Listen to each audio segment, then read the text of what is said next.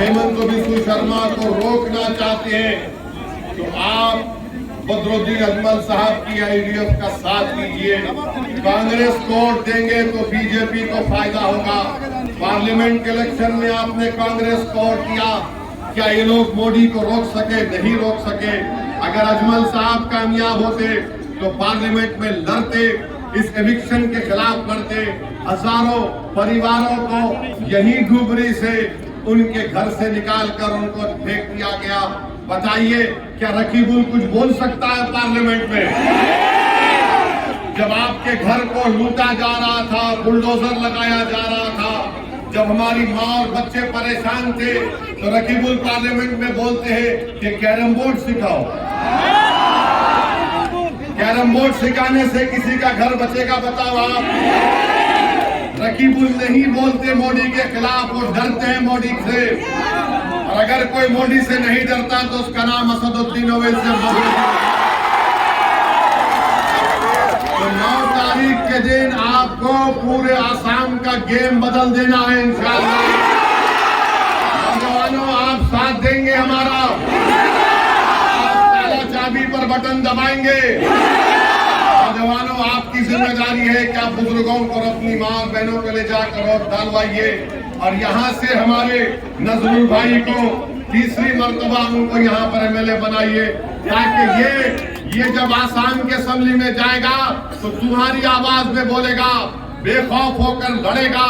जिसका घर तोड़ा गया उसका घर बनाया जाएगा, बच्चों का स्कूल नहीं है स्कूल बनाया जाएगा, जुल्म का खात्मा होगा, इंसाफ को कायम किया जाएगा।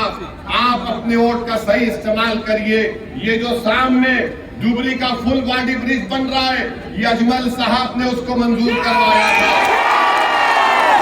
ये कोई बीजेपी या रकीबुल का नहीं है, ये अजमल साहब ने मंजूर करवाया था। ये काम अल्हम्दुलिल्लाह चल रहा है।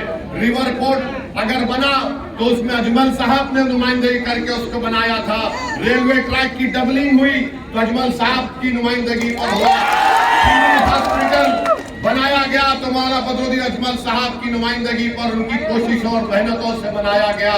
मेरे भाई, मैं आपसे अपील कर रहा हूँ, आपसे उन लोगों को वोट दीजिए जो आपके लिए लड़ते हैं, जो आपकी तकलीफ को अपने सीने में महसूस करते हैं, जो आपकी आंख में आंसू हैं, उसको गिरने से पहले आपका हाथ थामने की कोशिश करते हैं। उन लोगों को वोट दो जो हमारे बच्चों के ख्वाब को पूरा करना चाहते हैं।